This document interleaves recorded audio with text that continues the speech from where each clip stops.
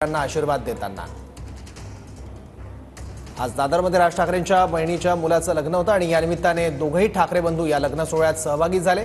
त्यावेळी उद्धव ठाकरेंचे आशीर्वाद देखील वधूवरांनी घेतले आणि त्यांच्याच बाजूला उभे होते यावेळी नवरदेवाचे मामा राज ठाकरे आणि उद्धव ठाकरे। दोघांनी यावेळी वधूवरांना आशीर्वाद दिले आणि दोघांमध्ये यावेळी खेळीमेळीचा थोडासा कौटुंबिक संवाद सुद्धा बघायला मिळाला। गेल्या विधानसभा निवडणूक असो लोकसभा निवडणूक असो टोकाची टीका दोन्ही ठाकरे बंधूंमध्ये बघायला मिळाली होती। त्यामुळे आता पुन्हा कधी दोन्ही ठाकरे बंधू एका व्यासपीठावर दिसतील का असा प्रश्न उपस्थित होत होता, पण कौटुंबिक सोहळ्याच्या निमित्ताने दोन्ही ठाकरे बंधू एकत्र आल्याचं पाहायला मिळतंय। आणि याबद्दल बोलण्यासाठी ज्येष्ठ पत्रकार संजय आवटे आता आपल्या सोबत आहेत। संजय सर, टोकाची टीका लोकसभा विधानसभा निवडणुकीत बघायला मिळाली आणि आता कौटुंबिक कार्यक्रमाचं निमित्त असलं तरी ठाकरे बंधू एकत्र येताना दिसतायत। तुम्ही या दृश्यांकडे कसं बघताय? उद्धव ठाकरे आणि राज ठाकरे यांच्यातली कटुता आता उत्तरोत्तर कमी झालेली आहे असं दिसत आहे। कारण जेव्हा दोघांकडे गमावण्यासारखं काहीतरी असतं आणि दोघे आता एका प्रतलावर आलेले आहेत।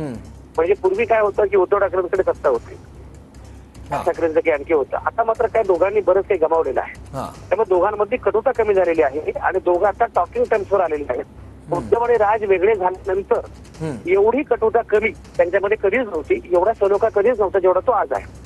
हा पहिला मुद्दा आहे। दुसरा मुद्दा असा की उद्धव आणि राज हे एकत्र कधीही येऊ शकणार नाहीत। कारणच आहे म्हणजे मुळात राज ठाकरेंची मी बोलायला घेतली होती लोकमतनं, तेव्हा राज ठाकरे असं म्हणाले होते की जगातील दुश्मन एकत्र येतात तर उद्धव आणि राज एकत्र काय येणार नाहीत असं ते म्हटले होते, पण ते एकत्र येणार नाहीत। याचं साधं कारण असं आहे, अगदी साधं कारण असं आहे की मुळामध्ये दोघं एकत्र न येण्याचं कारण काय, तर मुळामध्ये गंमत बघा, म्हणजे उद्धव ठाकरे राज ठाकरे आता जरी एकत्र आलेले असले तरी सुद्धा मुळात राज ठाकरेंची जी ससेवलपट झाली ती लक्षात घेता आता खरं म्हणजे उद्धव ठाकरे एकत्र आले समजा तर मुंबई महानगरपालिकेमध्ये ते भाजपला आव्हान देऊ शकतात, भाजपला पराभूत करू शकतात, जिंकू शकतात, पण त्यासाठी हिंमत असावी लागते।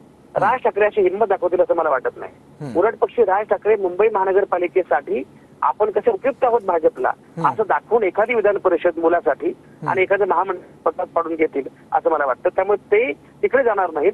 दुसरं असं की राज ठाकरेंना सोबत यावं राज ठाकरेंनी, यासाठी जो राजकीय समंजसपणा दाखवावा लागतो तो ते राजकीय समंजसपणा उद्धव ठाकरे दाखवतील असे मला वाटत नाही। त्यामुळे उद्धव आणि राज एकत्र येतील असं मला अजिबात वाटत नाही।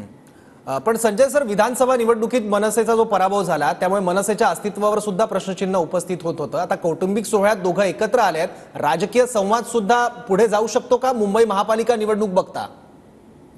मी तुम्हाला तेच म्हटलं, मुंबई महानगरपालिका निवडणुकीमध्ये दोघं एकत्र येऊ शकतात का, ते एकत्र आले तर ते खरं म्हणजे जिंकू शकतील अशी अवस्था आहे मुंबई महानगरपालिका।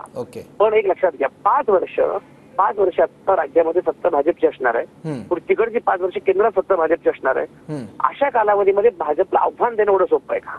आणि 5 वर्षानंतर राज ठाकरे साठीचे झालेले असतील, आम्ही ठाकरेंचं राजकीय करिअर बऱ्यापैकी जे काय असेल ते पुढे गेलेलं असेल, अशा वेळी भाजपला आव्हान देणं आणि त्याची किंमत चुकवणं ते राज ठाकरेंना परवडेल, राज ठाकरे करू शकतील असं मला अजिबात वाटत नाही। त्यांनी केलं तर फार मोठा वेगळा पराक्रम ते करू शकतात। राज आणि उद्धव एकत्र आले तर भाजपला आव्हान देऊ शकतात, तर तसं झालं राज ठाकरे करतील असं मला वाटत नाही। जे राज ठाकरे 2019 मध्ये मोदी शहांना राजकीय पटलावरून हद्दपार करा असं लोकसभा निवडणुकीमध्ये सांगत होते, तेच राज ठाकरे 2024 मध्ये मात्र मोदी शहांना विनाशर्त पाठिंबा देतात। राज ठाकरेंच्या एकूण भूमिकांमध्ये सातत्याचा अभाव आपण जर बघितला तर राज ठाकरे आता भाजप सोबत जातील, भाजपचा फायदा घेतील, उद्धव ठाकरेंना सोबत जाऊन आपले आणखी ससेवलपट करून घेणार नाहीत किंवा तशी किंमत चुकवण्याची तयारी ठेवणार नाही। ठीक आहे, धन्यवाद संजय सर आपल्या या विश्लेषणाबद्दल। तर राज ठाकरे उद्धव ठाकरे लग्न सोहळ्यासाठी एकत्र आले।